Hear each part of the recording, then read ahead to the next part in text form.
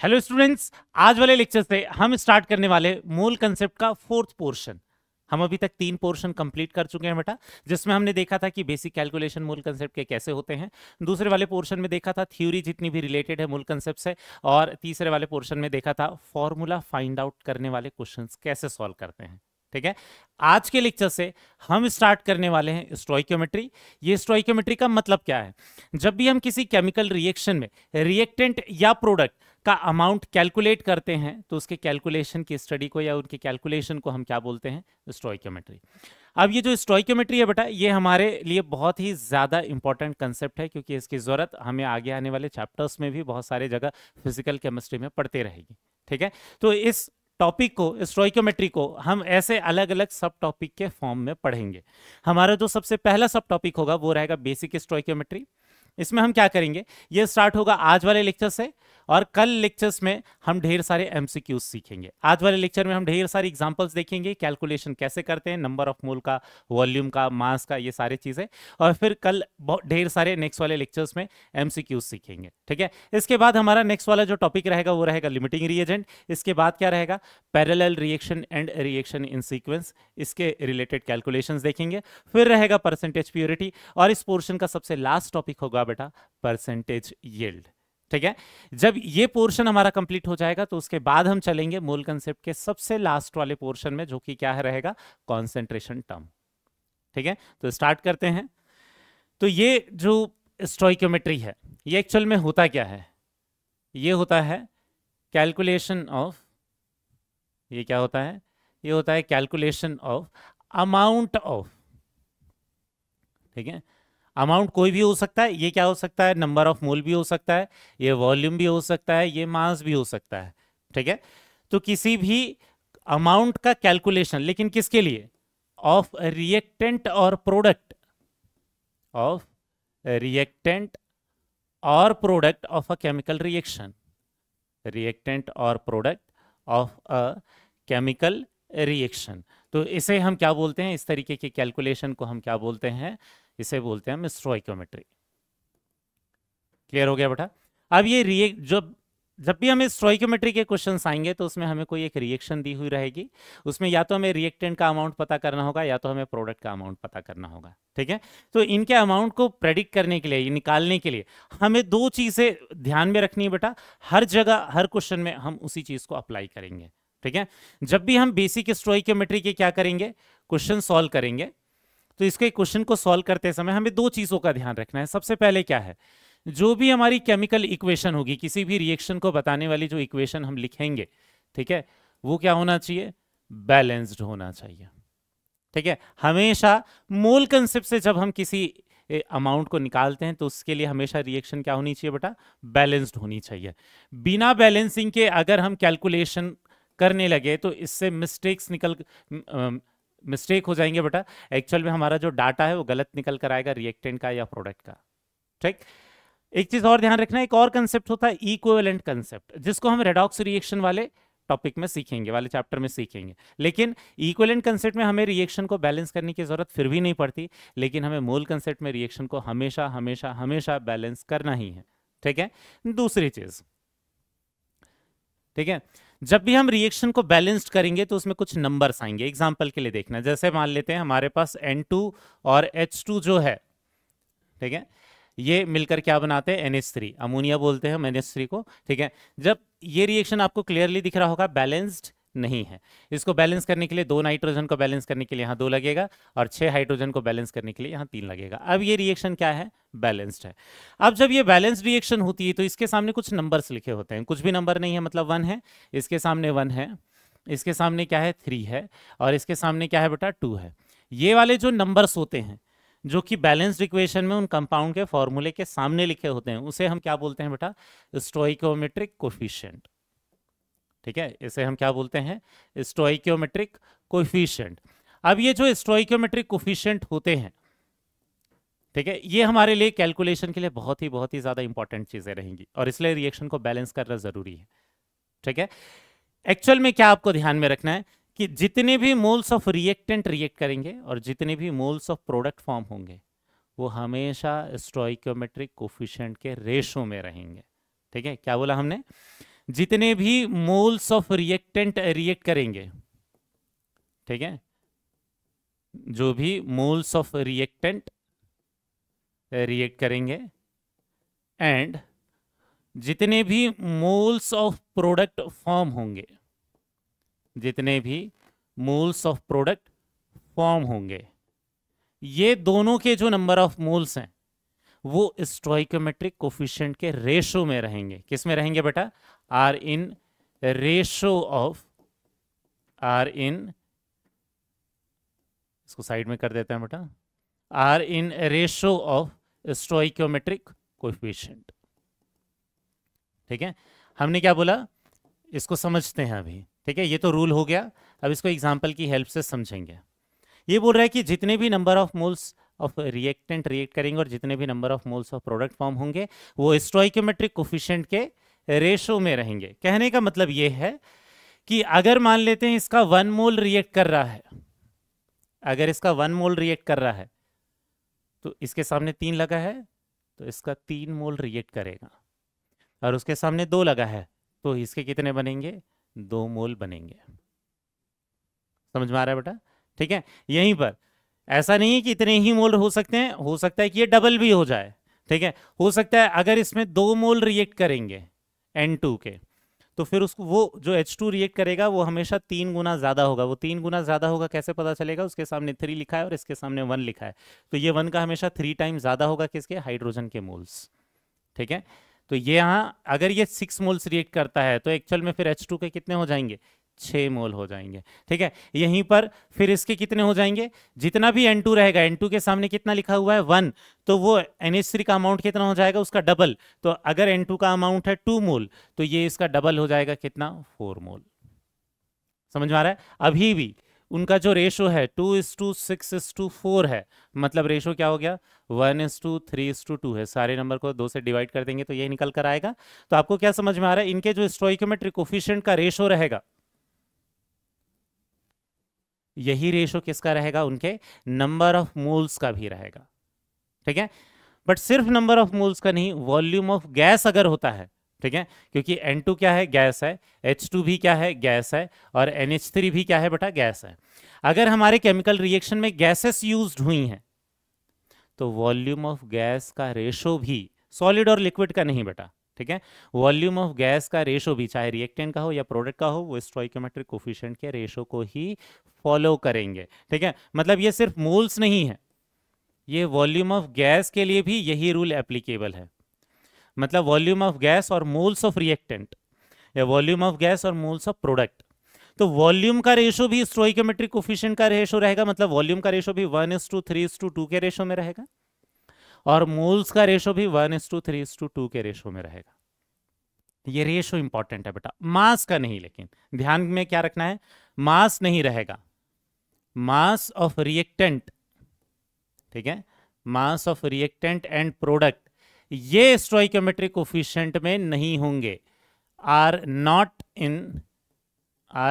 In ratio of stoichiometric coefficient, are not in ratio of stoichiometric coefficient. समझ में आया? तो स्टोइकोमेट्रिक कोफिशिएंट के रेशो को कौन फॉलो नहीं करेगा? मास। ध्यान देना है बेटा, अगर मास दिया भी रहता है तो पहले हम मोल्स में कन्वर्ट करके उसके कैलकुलेशंस करेंगे, आगे एग्जांपल से देखेंगे, समझेंगे इसे।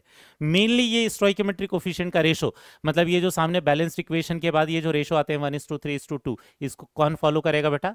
या तो मोल या तो वॉल्यूम ऑफ गैस। मोल किसी का भी हो सकता है, सॉलिड का भी हो सकता है, लिक्विड का भी हो सकता है, गैस का भी हो सकता है, लेकिन वॉल्यूम केवल गैस का लेंगे हम। ठीक है, अब एग्जांपल से समझते हैं। ठीक है, यहां सबसे पहले एक हैबस प्रोसेस वाली रिएक्शन लेते हैं। हैबस प्रोसेस किसको बोलते हैं बेटा? हमने जो अभी रिएक्शन लिखी थी N2 + 3H2, ये क्या बनाता है? 2NH3। इस रिएक्शन को जो बनाने की जो प्रोसेस होती है उसे क्या बोलते हैं? Habeas process. अगर आपके पास कभी हैबस प्रोसेस दिया है तो आपको समझ जाना है हम इस रिएक्शन की बात कर रहे हैं। ठीक है, अब यहां देखना स्टोइकोमेट्रिक रेशो कहने का मतलब क्या है। ठीक है, जैसे इसके सामने 1 आ रहा है, इसके सामने 3 आ रहा है, तो उसके सामने 2 आ रहा है, इसका मतलब H2 के जितने भी मोल रिएक्ट करेंगे वो हमेशा N2 के मोल के 3 गुना ज्यादा होंगे। या फिर H2 का जो भी वॉल्यूम रिएक्ट करेगा, क्योंकि तीनों चीजें गैसेस हैं, गैस होगा तभी इस वाले रूल को लगाएंगे फिर हम। अगर वॉल्यूम ऑफ गैसेस हैं तो H2 का जितना भी वॉल्यूम रहेगा वो N2 के वॉल्यूम से 3 गुना ज्यादा होगा। वो 3 गुना कैसे पता चलेगा? इसके सामने जो 3 लिखा है वो 1 के 3 गुना ज्यादा है। ठीक है, वैसे ही NH3 के सामने क्या लगा हुआ है? 2, मतलब NH3 का जो भी नंबर ऑफ मोल रहेगा वो N2 के मोल से 2 गुना ज्यादा रहेगा, या फिर उसका जो भी वॉल्यूम रहेगा वो N2 के वॉल्यूम से 2 गुना ज्यादा होगा। एग्जाम्पल के लिए, अगर हमारे पास N2 के कितने रहते हैं? 4 मोल रहते हैं।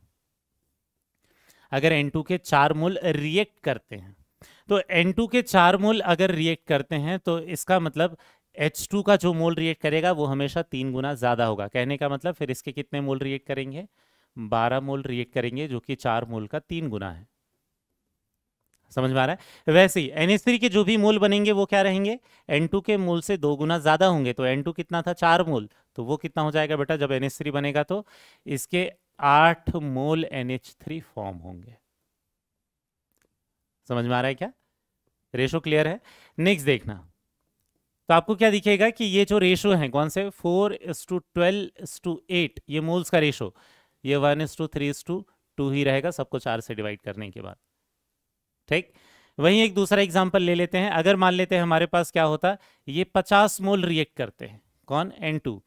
अगर N2 50 मोल रिएक्ट करता, ठीक है, तो H2 कितना करता? 3 गुना ज्यादा करता। मतलब ये कितना रिएक्ट करता? 150 मोल रिएक्ट करता। ठीक है, ये 150 मोल रिएक्ट करता, 3 गुना ज्यादा करता। वहीं पर NH3 के जितने भी नंबर ऑफ मोल्स बनते वो N2 के क्या हो जाते?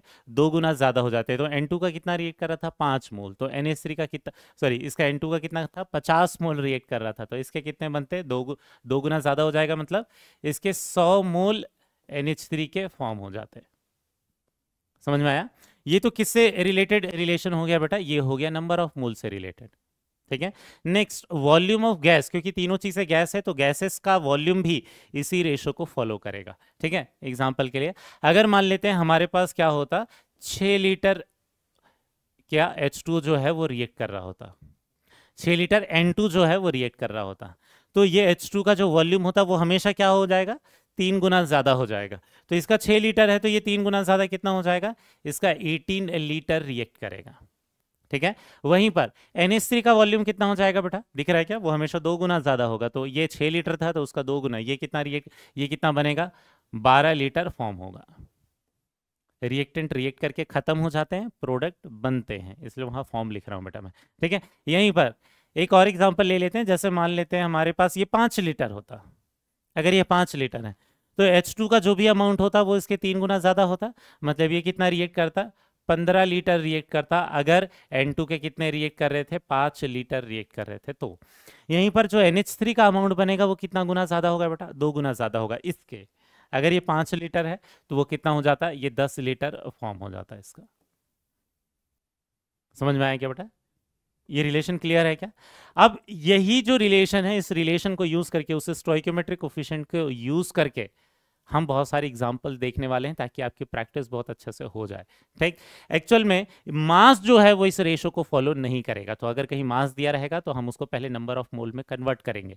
पहले जो मोल है और जो वॉल्यूम वाले हैं इसके कैलकुलेशन देख लेते हैं बेटा, फिर मास वाले कैलकुलेशन से सीखेंगे। ठीक है, कैसे कन्वर्ट करते हैं, एक के मोल से दूसरे के मोल या एक के मास से दूसरे का मास कैसे निकालते हैं।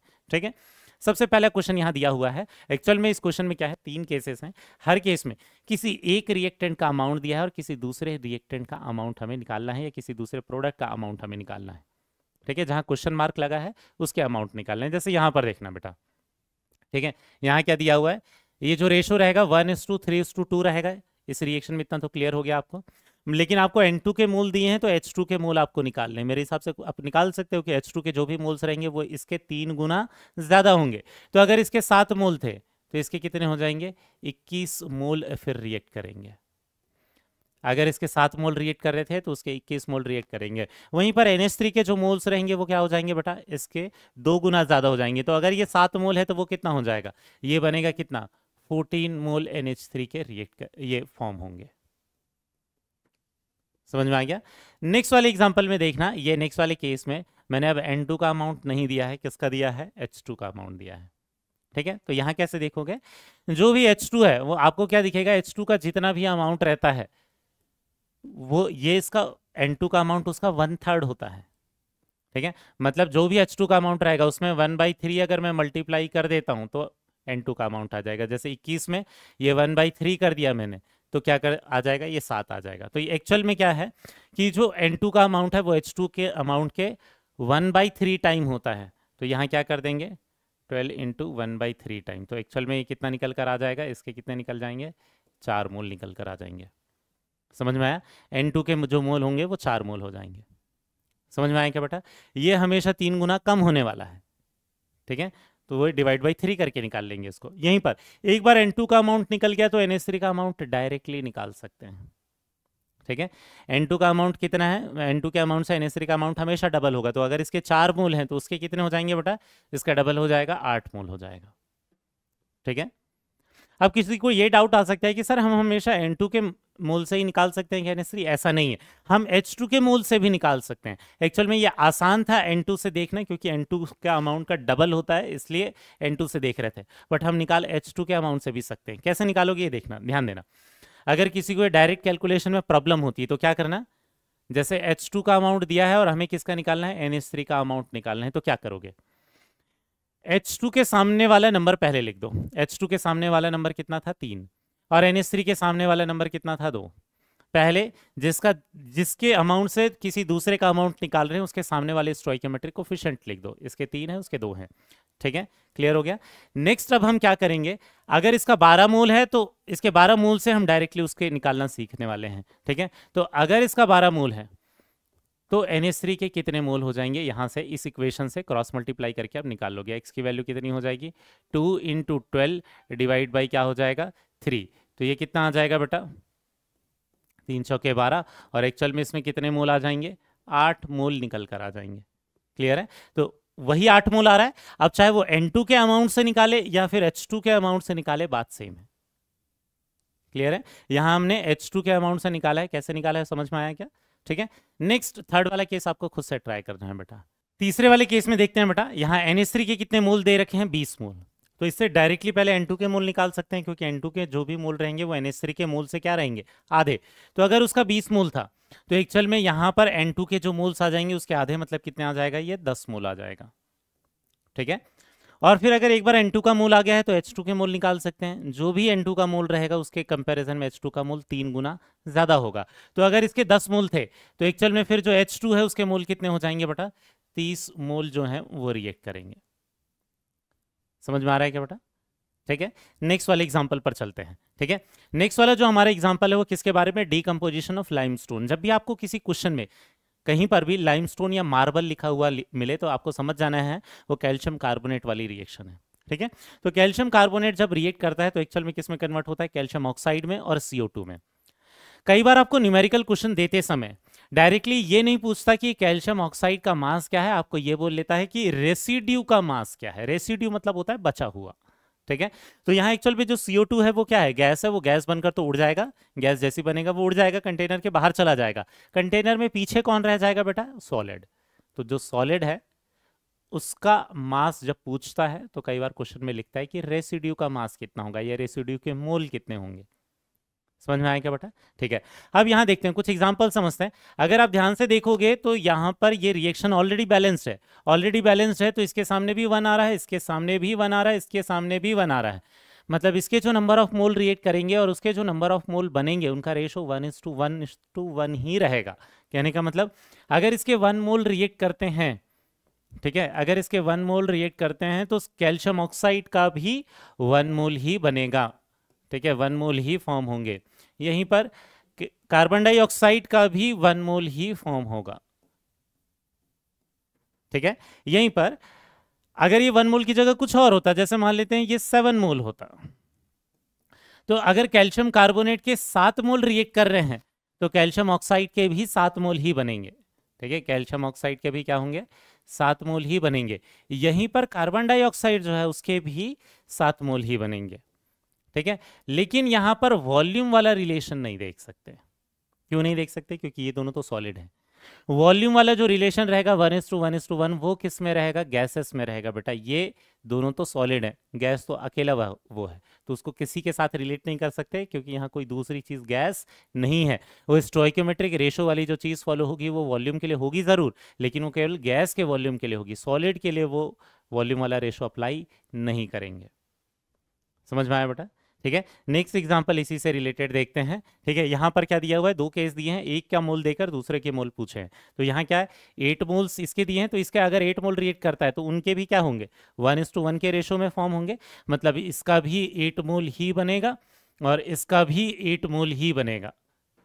ठीक, वहीं पर नीचे देखना, कैल्शियम ऑक्साइड के कितने मोल बना है ये दिया है, तो आपको पता है जितने मोल्स कैल्शियम ऑक्साइड के बनेंगे उतने ही मोल्स कार्बन डाइऑक्साइड के भी बनेंगे, तो मतलब जो CO2 बना रहा होगा वो 5 मोल रहा होगा, और जो कैल्शियम कार्बोनेट ने जो रिएक्ट किया होगा उसके भी मोल्स सेम होंगे। तो एक्चुअल में इसके भी कितने मोल्स रिएक्ट किए रहे होंगे, 5 मोल रिएक्ट किए हुए होंगे। समझ में आ रहा है बेटा? ये रेशो ही सबसे ज्यादा इंपॉर्टेंट है।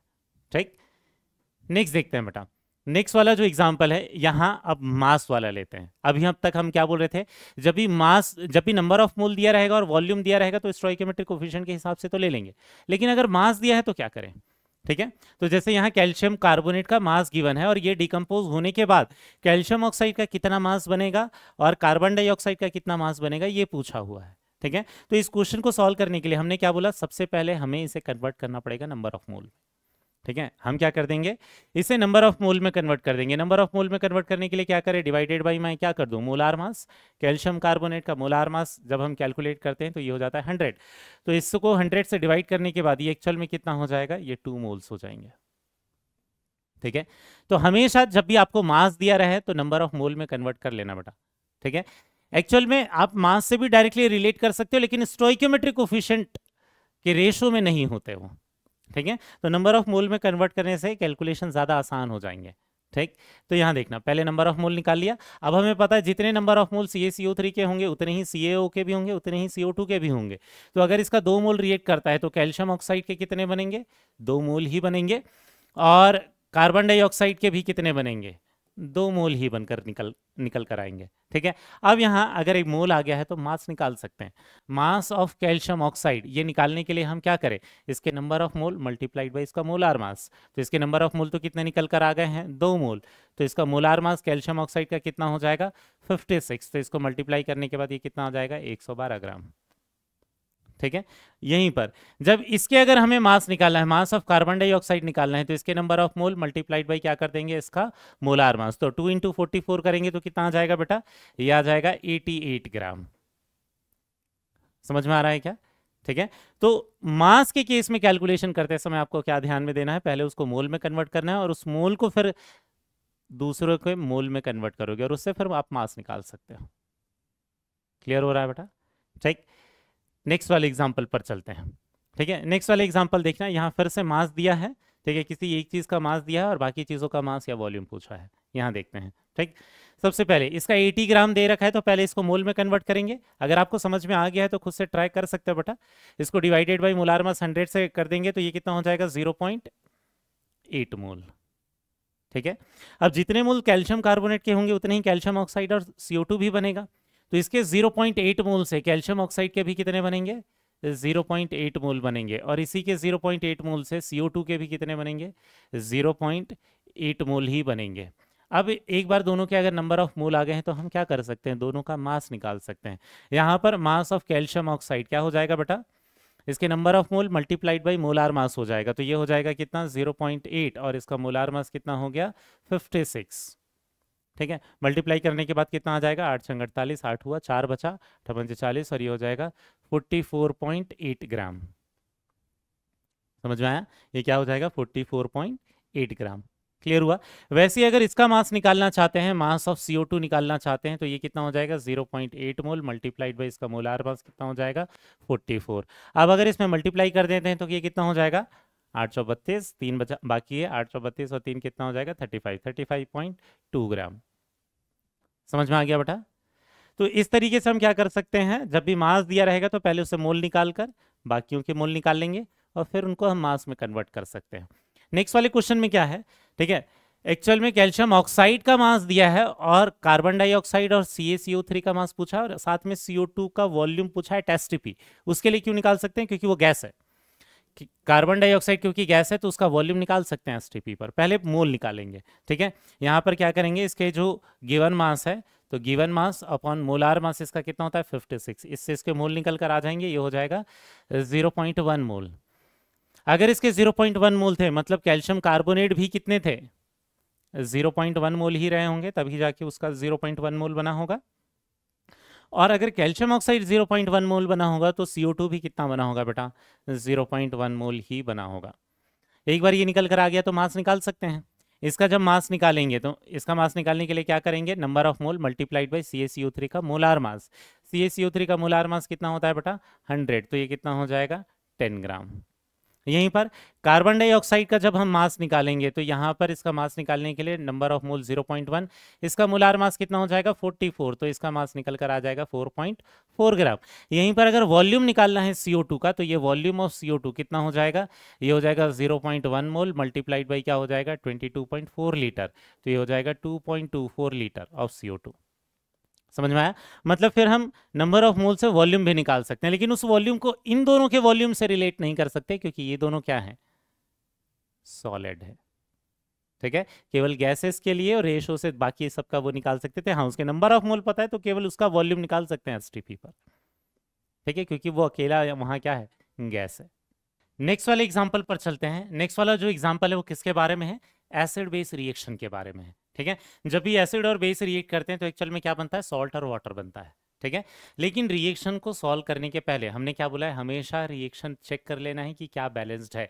दिख रहा होगा आपको ये रिएक्शन बैलेंस्ड नहीं है। कई बार लोगों का ध्यान नहीं जाता, लोग रिएक्शन ऑलरेडी बैलेंस्ड है ये मानकर कैलकुलेट कर लेते हैं और गलत आंसर निकल जाता है। ठीक है, यहाँ पर रिएक्शन बैलेंस नहीं है, आपको दिख रहा होगा वहाँ 2 Na दिख रहे हैं, Na2SO4, तो यहाँ 2 NaOH करना पड़ेगा। और यहाँ टोटल कितने हो गए, 2 हाइड्रोजन 2 हाइड्रोजन, टोटल 4 हाइड्रोजन हो गए। तो बैलेंस करने के लिए इसके सामने कितना लगा देंगे 2। क्लियर है, यहाँ 2 क्वेश्चंस हैं, एक में आपको क्या निकालना है, नंबर ऑफ मोल्स निकालना है, और दूसरे में आपको क्या निकालना है, मास निकालना है। नंबर ऑफ मोल वाले सॉल्व करना ज्यादा आसान है, डायरेक्टली हम कोएफिशिएंट को देखकर रेशो के हिसाब से निकाल लेंगे। आपको क्या दिख रहा है कि जितना भी number of moles of NaOH रहता है, H2SO4 के नंबर ऑफ मोल हमेशा क्या रहेंगे, उसके हाफ, क्योंकि इसके सामने 2 हैं उसके सामने 1 है, ये 2 का 1 होता है, मतलब हमेशा हाफ होगा उसका। ठीक है, तो अगर ये 5 मोल है तो number of mole of H2SO4 कितना हो जाएगा, 5/2 हो जाएगा, या हम डायरेक्ट इसको क्या लिख सकते हैं 2.5 मोल। समझ में आ रहा है बेटा। वैसे ही जो Na2SO4 के जो नंबर ऑफ मोल है वो किसके बराबर रहेंगे, H2SO4 के बराबर, क्योंकि इसके सामने भी 1 है और इसके सामने भी 1 है। तो Na2SO4 के उतने ही मोल बनेंगे जितने मोल कितने किसके रिएक्ट कर रहे थे, H2SO4 के, या फिर NaOH का हाफ होगा, बात सेम है। ठीक है, तो यहाँ number of moles of Na2SO4 जो है वो कितना निकल कर आ जाएगा, ये भी 2.5 मोल निकल कर आ जाएगा। ठीक है, यहीं पर आप क्या देखोगे, H2 के सामने भी 2 है और NaOH के सामने भी 2 है, मतलब जितने मोल्स NaOH के रहेंगे उतने ही मोल H2 के रहेंगे, क्योंकि दोनों 2:2 मतलब 1:1 सेम वाले नंबर है।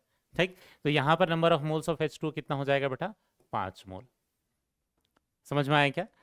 नेक्स्ट तो हमें मास निकालने के लिए बोला है, जब मास निकालने के लिए बोला है तो हम क्या करेंगे बेटा, पहले मोल में कन्वर्ट करेंगे। ठीक है, इसमें क्या करेंगे, हम नंबर ऑफ मोल निकालेंगे, गिवन मास है 4 और इसका मोलार मास NaOH का कितना होता है 40, तो ये कितना निकल कर आ जाएगा बेटा 0.1 मोल।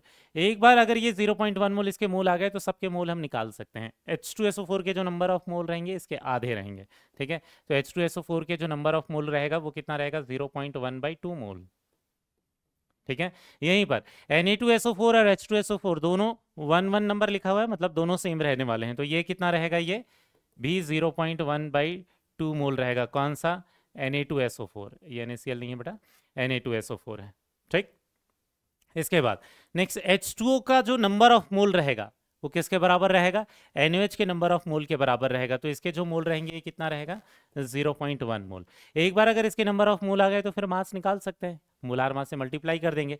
यहाँ पर मास निकालने के लिए क्या करें, 0.1/2, और H2SO4 का जो मोलार मास होता है वो कितना होता है 98, तो 98 इसमें मल्टीप्लाई कर देंगे तो ये कितना हो जाएगा 49, 49 इंटू 0.1 कितना होगा बेटा, ये हो जाएगा 4.9 ग्राम। ठीक, यहीं पर 0.1/2 मोल इसके भी हैं। यहाँ पर जब मास निकालना चाहते हैं तो क्या करेंगे, 0.1/2 इंटू क्या करेंगे, Na2SO4 का मोलार मास। Na2SO4 का मोलार मास कितना होगा, 2 सोडियम का हो जाएगा 46, सल्फर का कितना हो जाएगा 32, और 4 ऑक्सीजन के कितने हो जाएंगे बेटा, 64 हो जाएंगे। ठीक है, तो ये कितना हो जाएगा, 6 4 10 2 12 और 6 4 10 3 13 और ये 142 हो जाएगा। ठीक है, तो इसमें 142 जब मल्टीप्लाई कर देंगे तो ये कितना हो जाएगा, 71 इंटू 0.1 7.1 ग्राम। ठीक है, और सबसे लास्ट में जब H2 आएगा तो H2 के मास निकालने के लिए क्या करें, इसका नंबर ऑफ मोल 0.1, इसका मोलार मास 18, ये कितना हो जाएगा 1.8 ग्राम। अब अगर आप ध्यान से देखोगे तो इसमें law of conservation of mass जरूर लगेगा। ये दोनों इनिशियल जो रिएक्टेंट है उनका समेशन किसके बराबर हो जाएगा, प्रोडक्ट के मास के समेशन के बराबर होना चाहिए। आप अगर ध्यान से देखोगे तो इसका 4 ग्राम था, उसका कितना था 4.9 था। ठीक है, तो एक्चुअल में ये कितना हो गया 8.9 ग्राम आ रहा है किसका, रिएक्टेंट के साइड। प्रोडक्ट के साइड में कितना आ रहा है बेटा 7.1 और 1.8, ये भी कितना आ जाएगा बेटा 8.9 ग्राम। आपको दिख रहा है रिएक्टेंट का जो टोटल मास था वही प्रोडक्ट के टोटल मास के बराबर हो जाएगा। ठीक है, क्योंकि ये पूरे खत्म होके उसमें कन्वर्ट हो गए। Law of conservation of mass लगेगा, लेकिन ये जो मास है वो स्टोइकोमेट्रिक रेशो को फॉलो नहीं करेंगे। ठीक है, तो जब भी मास दिया रहेगा तो पहले मोल में कन्वर्ट करेंगे, फिर उसको रेशो के हिसाब से दूसरे के मोल में कन्वर्ट करेंगे। समझ में आया बेटा? नेक्स्ट वाले एग्जाम्पल पर चलते हैं। ठीक, नेक्स्ट एग्जाम्पल क्या है, हमें पूछा है मोल्स ऑफ CO2 कितने बनेंगे from decomposition of 3 mole of NaHCO3। अब ये ऐसी जो कुछ रिएक्शंस है बेटा, जैसे अब NaCO3 का डिकम्पोजिशन, लेकिन आपको इसकी रिएक्शन नहीं पता। ठीक है, एक्चुअल में होता क्या है, मोल कंसेप्ट में हमें बहुत सारे रिएक्शन पर कैलकुलेशंस होते हैं, लेकिन रिएक्शन हम बाद वाले चैप्टर्स में पढ़ते हैं। ठीक है, तो मैं कुछ जो जनरल यूज्ड रिएक्शन है इस लेक्चर के एंड में ऐसी कुछ रिएक्शन आपको जनरल रिएक्शन बता दूंगा बेटा, लेकिन आपको अभी सारी रिएक्शन अपने सिलेबस की पता नहीं चलेगी क्योंकि हमें बहुत सारे अलग दूसरे दूसरे चैप्टर्स में पढ़ने हैं। ठीक है, तो मोल कंसेप्ट में हमारा पर्पस है जो कैलकुलेशंस है वो कैसे करते हैं ये सीखना। रिएक्शंस हम हर चैप्टर में कहीं ना कहीं अलग अलग चैप्टर में अलग अलग रिएक्शंस को पढ़ते रहेंगे, तो जब आपका सिलेबस कंप्लीट हो जाएगा तो आपको सारी तरीके की रिएक्शन पता चल जाएगी। बट तब तक के लिए मैं केवल जनरल रिएक्शन लिख दे रहा हूं, बाकी रिएक्शन आपको पता नहीं रहती तो टेंशन नहीं लेना है, हम दूसरे चैप्टर में सीखते रहेंगे। ठीक, यहां देखना, ये जो NaCO3 है इसका नाम क्या है, बेकिंग सोडा है एक्चुअल में। ठीक है, और जब बेकिंग सोडा को हम हीट करते हैं तो ये डिकम्पोज होता है, ये डिकम्पोज होकर एक्चुअल में किस में कन्वर्ट होता है, ये होता है Na2CO3 में प्लस H2O में और प्लस CO2 में। ठीक है, अभी आपको ये रिएक्शन पता नहीं रही है कि होगी, लेकिन इस लेक्चर के बाद आपको बहुत सारी रिएक्शन जो जनरल यूज्ड रिएक्शन है वो जरूर पता चल जाएगी बेटा। ठीक है, अब यहां देखना, ये 2 NaHCO3 करना पड़ेगा क्योंकि 2 सोडियम को बैलेंस करना है। इसके बाद 2 हाइड्रोजन हो गए और ऑक्सीजन टोटल कितने हो रहे हैं, 6 हो रहे हैं, सारी चीजें बैलेंस्ड है। तो इसका जब 2 मोल रिएक्ट करेगा तो उसका 1 मोल, उसका भी 1 मोल और उसके भी 1 मोल बनेंगे। इस रिएक्शन में रेसिड्यू कौन होगा, Na2CO3, क्योंकि इसको बहुत ज्यादा स्ट्रांगली हीट करे तो CO2 भी गैस बनकर उड़ जाएगा, H2 भी गैस बनकर उड़ जाएगा, क्योंकि बहुत ज्यादा टेम्परेचर तक इसको हीट करते हैं। अगर रूम टेम्परेचर रहता तो H2 तो लिक्विड स्टेट में होता, बट बहुत ज्यादा टेम्परेचर तक हीट करने के कारण ये दोनों बाहर चले जाते हैं। ठीक है, तो एक्चुअल में इस रिएक्शन में जो रेसिड्यू बचता है वो कौन सा है, Na2CO3 ही रहता है केवल। ठीक, क्वेश्चन में क्या बोला था, 3 मोल्स ऑफ NaHCO3, इसके 3 मोल्स क्या है, NaHCO3 के रिएक्ट कर रहे हैं। तो आपको पता है इसके जब 2 मोल होते हैं तो CO2 का 1 मोल होता है, मतलब CO2 के मोल हमेशा इसके आधे रहेंगे। तो अगर इसका 3 मोल रिएक्ट कर रहा था तो इसके कितने हो जाएंगे बेटा, CO2 के 3/2 मोल हो जाएंगे। समझ में आया, मतलब इसका आंसर कितना निकल कर आ जाएगा 1.5 मोल। समझ में आएगा बेटा? ठीक है, ये जितनी भी रिएक्शन मैं आज वाले लेक्चर में दे रहा हूं बेटा, आपको ये रिएक्शंस पता होनी चाहिए। जिसको नहीं पता वो इन रिएक्शन को याद रख लेना, क्योंकि मूल कंसेप्ट में इन रिएक्शन पर बेस्ड क्वेश्चंस बहुत ज्यादा आते हैं। ठीक, हैबर्स प्रोसेस हो गया, लाइमस्टोन का डिकम्पोजिशन हो गया, NaHCO3 की हीटिंग हो गई। ठीक, नेक्स्ट वाले एग्जांपल पर चलते हैं। नेक्स्ट वाले एग्जांपल किसके बारे में, mass of Na2CO3 from decomposition of 8.4 gram of NaHCO3। Same reaction है, डिकम्पोजिशन किसका कर रहे हैं, NaHCO3 का कर रहे हैं। NaHCO3 के डिकम्पोजिशन से क्या बनता है, Na2CO3 बनता है, और फिर क्या बनता है, H2O बनता है, और फिर क्या बनता है, CO2 बनता है। अब जब रिएक्शन को बैलेंस करेंगे तो इसके सामने क्या आ जाएगा, 2 आ जाएगा, बैलेंस्ड हो गया। लेकिन यहाँ क्वेश्चन में क्या दिया हुआ है बेटा, इसका मास दे रखा है। तो हमने क्या बोला था, जब भी मास दे रखा है तो हम डायरेक्ट कन्वर्ट नहीं करेंगे, पहले मोल निकाल लेंगे। इसके नंबर ऑफ मोल कितने हो जाएंगे, ये हो जाएगा 8.4 डिवाइडेड बाई क्या हो जाएगा इसका मोलार मास 84, ये कितना हो जाएगा 0.1 मोल। ठीक है, जितने भी NaHCO3 के मोल रहते हैं, Na2CO3 के मोल उसके हमेशा आधे रहेंगे, क्योंकि ये इसके सामने 2 था तो उसके सामने 1 है, तो इसका जब 0.1 मोल है तो Na2CO3 के भी कितने बनेंगे 0.1/2 मोल बनेंगे। अब इसके मोल आ गए तो इसका मास निकाल सकते हैं, किससे मल्टीप्लाई कर देंगे, मोलार मास से। इसके नंबर ऑफ मोल कितने हो गए 0.1/2 और इसका मोलार मास कितना हो जाएगा 106। तो हम ये क्या देखेंगे, ये कितना आ जाएगा 5.3 ग्राम। समझ में आया बेटा? नेक्स्ट वाले एग्जांपल पर चलते हैं। ठीक है, नेक्स्ट वाला एग्जांपल क्या है, mass of CO2 and H2 formed from complete combustion of 8 gram CH4। Combustion of hydrocarbon है बेटा, आपको याद होगा कि कंबशन ऑफ हाइड्रोकार्बन की रिएक्शन हम कैसे लिखते हैं। ठीक है, तो ये है हाइड्रोकार्बन और इसकी रिएक्शन हम किसके साथ कराते हैं, ऑक्सीजन के साथ। हमेशा हाइड्रोकार्बन के कंबशन से क्या बनता है CO2 और H2 को, इसको बैलेंस करेंगे तो इसके सामने x आ जाएगा, इसके सामने y/2 आ जाएगा और यहाँ x + y/4 आ जाएगा। पता होगा आपको इसको बैलेंस कैसे करते हैं। नेक्स्ट क्वेश्चन में क्या दिया है कि CH4 का मास दिया है 8 ग्राम, तो मास को पहले किस में कन्वर्ट करें, मोल में कन्वर्ट करेंगे। इसके नंबर ऑफ मोल कितने हो जाएंगे, ये गिवन मास अपॉन इसका मोलार मास कितना होता है 16, तो एक्चुअल में क्या हो जाएगा बेटा हाफ मोल। अब हमें क्या दिख रहा है, जितने मोल CH4 के हैं, क्योंकि इसके सामने भी 1 है इसके सामने भी 1 है, तो जितने मोल CH4 के होंगे उतने ही मोल किसके बनेंगे, CO2 के भी बनेंगे। तो अगर इसका हाफ मोल है तो CO2 के भी क्या बनेंगे, हाफ मोल बनेंगे। लेकिन H2 का क्या दिख रहा होगा, इसके जितने भी मोल होंगे H2 के मोल उससे डबल होंगे, क्योंकि इसके सामने जब 1 था तो उसके सामने 2 था, तो वो हमेशा डबल होगा। तो इसके सामने अगर हाफ है तो उसका डबल हो जाएगा, ये कितना हो जाएगा हाफ का डबल, ये 1 मोल हो जाएगा। एक बार अगर उसके नंबर ऑफ मोल निकल कर आ गए उन दोनों के, तो हम उसके मास निकाल सकते हैं, मल्टीप्लाइड बाय मोलार मास कर देंगे। तो इसका जो मास होगा वो कितना हो जाएगा half mole multiplied by CO2 का मोलार मास क्या होता है 44 ग्राम, तो कितना हो जाएगा 22 ग्राम। ठीक है, यहीं पर इसका जब 1 मोल है तो इसका मास निकालने के लिए 1 इंटू मोलार मास कितना कर देंगे 18, ये कितना आ जाएगा 18 ग्राम। किसी बच्चे को ये डाउट आ सकता है कि सर इसमें law of conservation of mass क्यों नहीं लग रहा है, इसमें 22 और 18 का समेशन कितना हो रहा है 40 ग्राम। ये 40 ग्राम ये तो नहीं है, ये तो 8 ग्राम ही था, इसलिए क्योंकि हमने O2 के मास को नहीं लिया है। क्लियर है, पूरे रिएक्टेंट के मास को अगर लेंगे, यहाँ O2 के मास को भी अगर ले लेंगे तो फिर law of conservation of mass follow होगा। सिर्फ एक रिएक्टेंट के साथ नहीं, सारे रिएक्टेंट का मास का समेशन सारे प्रोडक्ट के मास के समेशन के बराबर होगा। क्लियर है, क्योंकि यहाँ हमने अभी O2 के लिए मास नहीं लिखा है। क्लियर हुआ बेटा? नेक्स्ट एग्जाम्पल पर चलते हैं। ठीक है, नेक्स्ट एग्जाम्पल क्या है, फिर से हैबर्स प्रोसेस वाली ही रिएक्शन है, और इस हैबर्स प्रोसेस में आपको क्या है वॉल्यूम निकालने के लिए बोला है। अब ध्यान देना क्या दिया है, वॉल्यूम ऑफ H2 रिक्वायर्ड, इसका वॉल्यूम पूछा है, और NH3 का कितना है 10 लीटर, उसका वॉल्यूम दे रखा है। N2 के बारे में कुछ नहीं लिखा है। तो आपको अगर डायरेक्टली निकालने में दिक्कत होती है इसको बेटा, तो ऐसे इक्वेशन बना लेना है, देखना कैसे। H2 और NH3, NH3 के सामने वाला नंबर कितना है 2, H2 के सामने वाला नंबर कितना है बेटा 3। ठीक है, अब NH3 का अमाउंट कितना दे रखा है 10 लीटर, तो वॉल्यूम है, वॉल्यूम ऑफ गैस है, तो स्टोइकोमेट्रिक कोफिशिएंट से हम वॉल्यूम निकाल सकते हैं। ठीक है, तो ये H2 का वॉल्यूम निकल कर आ जाएगा, x की वैल्यू कितनी हो जाएगी 3 × 10 डिवाइड बाई 2, मतलब कितना हो जाएगा बेटा, ये हो जाएगा 15 लीटर। तो H2 का जो वॉल्यूम निकल कर आएगा वो कितना आएगा 15 लीटर, इसका रिएक्ट किया रहा होगा तब जाकर NH3 के कितने बन रहे थे 10 लीटर बन रहे थे। समझ में आया? नेक्स्ट वाला केस फिर से देखते हैं, यहाँ की दिया है volume of NH3 formed from 5 litre of H2। इसका जब 5 लीटर है तो इसके कितने नंबर ऑफ मोल बनेंगे, फिर से इसी तरीके से क्वेश्चन को सॉल्व कर सकते हैं बेटा। H2 के सामने वाला नंबर कितना है 3, NH3 के सामने वाला नंबर कितना है, ये है 2।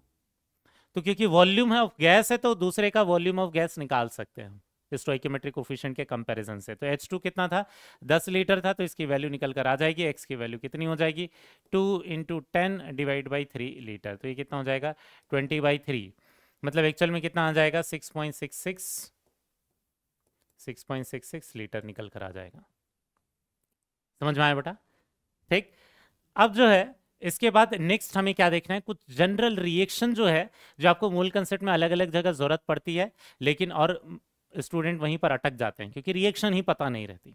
तो मैं जो जनरल यूज्ड रिएक्शन है वो दे रहा हूं बेटा, क्योंकि पूरे सिलेबस की रिएक्शन तो यहां पर नहीं पढ़ सकते, बट मैं जो जनरल रिएक्शन है वो बता रहा हूं आपको। एटलीस्ट मैं यहां पर जितने रिएक्शन दे रहा हूं उतना इस चैप्टर में आपको पता चल जाएगा, तो बहुत सारे क्वेश्चन में आपकी जो प्रॉब्लम है वो खत्म हो जाएगी।